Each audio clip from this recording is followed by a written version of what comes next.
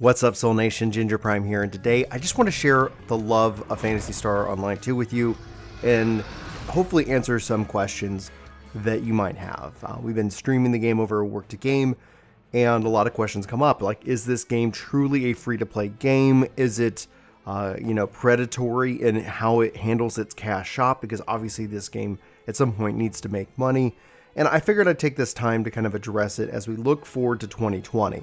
And let me just jump in and say that Phantasy Star Online 2 is perhaps the most fair and player-friendly and user-focused, really gamer-first cash shop system and free-to-play game that I have ever experienced. Now, typically and traditionally, so you know, I tend to avoid free-to-play games. This is not out of some principle, it's usually just out of the fear of that they're trying to go through my wallet, that there's some mechanic in there that is just wrong and it just feels wrong. But having played this game since October of 2019, I can honestly tell you right now, having not spent a penny, I've even contemplated the idea of spending money on it. If this game was not coming to the West, I would absolutely figure out how to give them money for what they have provided me.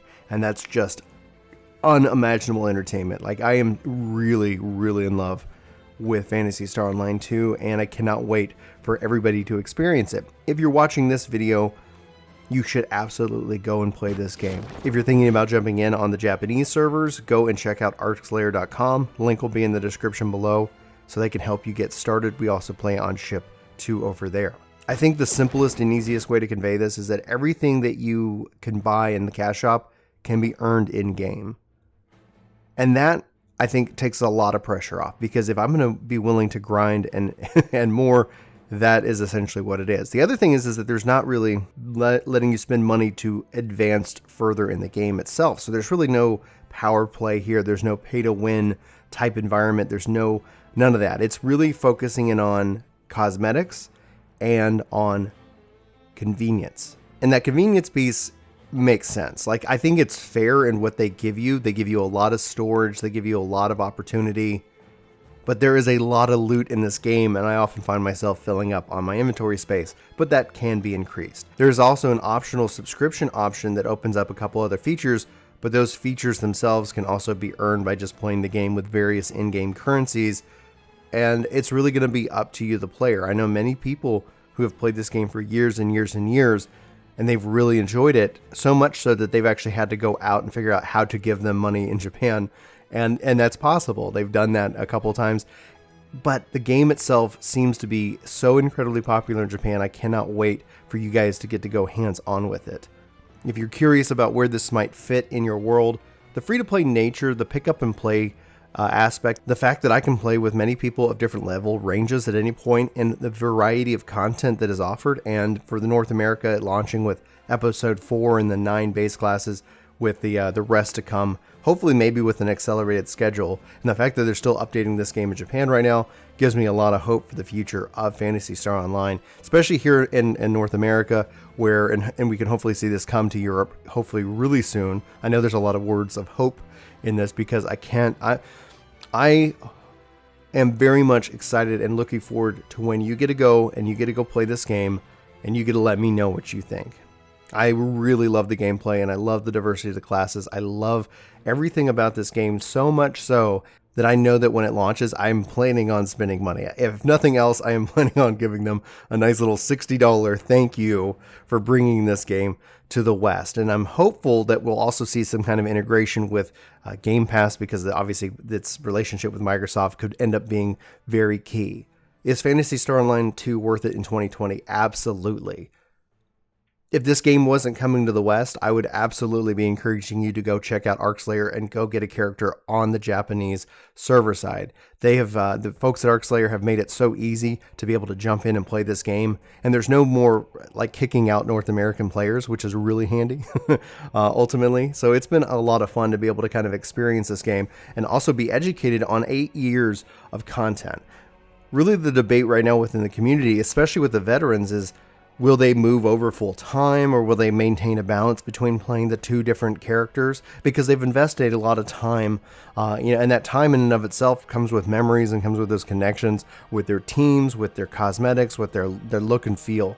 And that's why I think in 2020 you're going to see just a huge amount of support for this game. And beyond that, the fact that we do know there's a future, that we know that there's going to be more content rolling out. And hopefully with, like, again, there's that word hope. Hopefully we get to see this come to Europe and to Australia and to more locations and areas than ever before. But back to my main point. Is this game worth it in 2020? Abso-freaking-lutely. If you're excited, if you're hyped for this game, that isn't misplaced. That isn't misguided. Is this game going to be like a long-term game for you? That's honestly going to depend on you and what you're looking to get out of it. There's going to be other games that come out this year that are going to be as equal or exciting as well. Obviously, this is an older game, but I think it's actually in that fact that when you look at Phantasy Star Online 2 and you compare it to other looter kind of games, whether they're RPG looters or looter shooters, it's clear that Phantasy Star Online 2 is player first.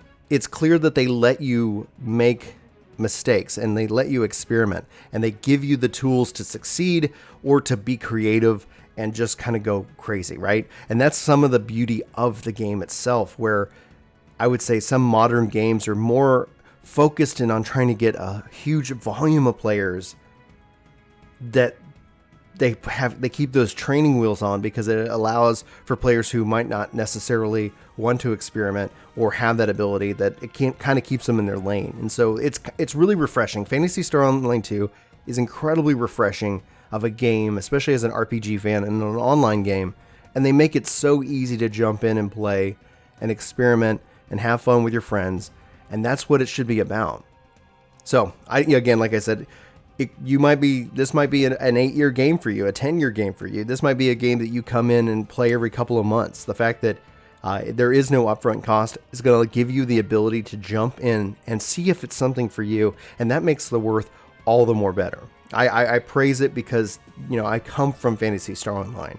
This was my introduction to the online RPG. There is a nostalgia factor that you need to hear in my voice and understand where I'm coming from, so that way you're not like, oh man, Brian oversold this.